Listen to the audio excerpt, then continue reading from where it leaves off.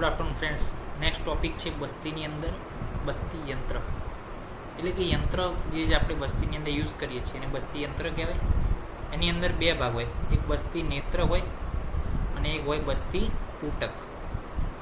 તો બસ્તી પૂટક જે પાછળનું આપણે રબરનું જે લગાવીએ છીએ, નેત્ર સાથે જોડીએ છીએ, એને શું કહેવાય? પૂટક કહેવાય. તો એ શેનું બનેલું હોય? તો કે જારદ ગવો એટલે કે વૃદ્ધ ગાય. આપણે કહીએ ને જરાદ ગવો, જરા એટલે શું કહેવાય? જરા અવસ્થા એટલે કે વૃદ્ધાવસ્થા. તો જરાદ ગવો એમ. તો જરાદ ગવો એટલે કે વૃદ્ધ ગાય.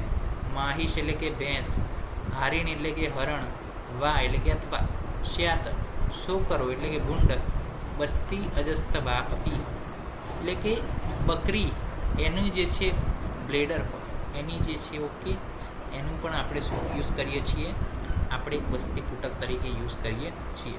ગાય, ભેંસ, હરણ, ભૂંડ, બકરી આમની ચામડી જે છે અથવા એમના બ્લેડર જે છે એનો ઉપયોગ આપણે કરીએ છીએ બસ્તી પૂટક તરીકે. અને કેવું હોય? તો કે દ્રઢ હોય, ફર્મ. તનુ એટલે કે થીન. નષ્ટ શિરો એટલે કે વિધાઉટ વેસલ. વિગંધ એટલે કે સ્મેલ વગરનું. કષાય એટલે કે રક્ત. કષાય અને રક્ત એટલે કે રેડ કલરનું હોય. સુમૃદુ એટલે કે સોફ્ટ હોય અને સુશુદ્ધ એટલે કે ક્લીન હોય. તો આટલી બધી શરતો, આટલી બધી ક્વોલિટી એની અંદર હોય તો જ જે છે આપણે એનું જે છે બસ્તી પૂટક તરીકે આપણે વાપરવાનું છે. જો આ પ્રાણીઓનું મૂત્રાશય ન મળે તો, જો કે આમ નથી મળતા, શું છે? પહેલાં હિંસા થતી હતી, પછી સુશ્રુતના સમયની અંદર એટલે શું સર્જરીને મહત્ત્વ મળ્યું. વાર એટલે કે યુદ્ધ જેવી કન્ડિશન હતી તો એની અંદર સર્જરી થતી હતી. પછી બુદ્ધનો પીરિયડ આવ્યો તો એની અંદર હિંસા બંધ થઈ ગઈ. તો પછી હવે પ્રાણીઓનું મૂત્રાશય આપણે ના ઘટાય તો એ ના મળે તો શું ઉપયોગ કરવો? તો પ્લવજ ગલે એટલે કે થ્રોટ ઓફ ધ પેલિકેન. પછી અંકપાદ, સ્કિન ઓફ ધ બેટ.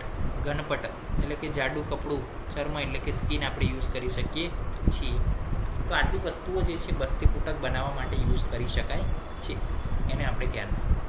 હવે આ બસ્તી પૂટક લાવ્યા તો એની અંદર કેટલાક દોષો રહેલા છે, સ્ટ્રક્ચરલી અને ફંક્શનલી. તો કયા કયા દોષો છે? તો એક કીધું છે કે વિષમ એટલે કે ઇનરેગ્યુલર શેપ છે. માસલ એટલે કે ફ્લેશી છે. છિદ્રલ એટલે કે હેવિંગ હોલ્સ પૂટક વિચ ઇઝ કટ એટલે કે જે પૂટક છે એની અંદર છિદ્રો છે.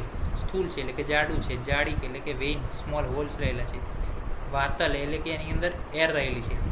અતિ સ્નિગ્ધ એટલે કે સ્લીમી છે. અતિ ક્લીન એટલે કે પૂટક જે છે એક્સેસિવ શું છે? વેટ છે.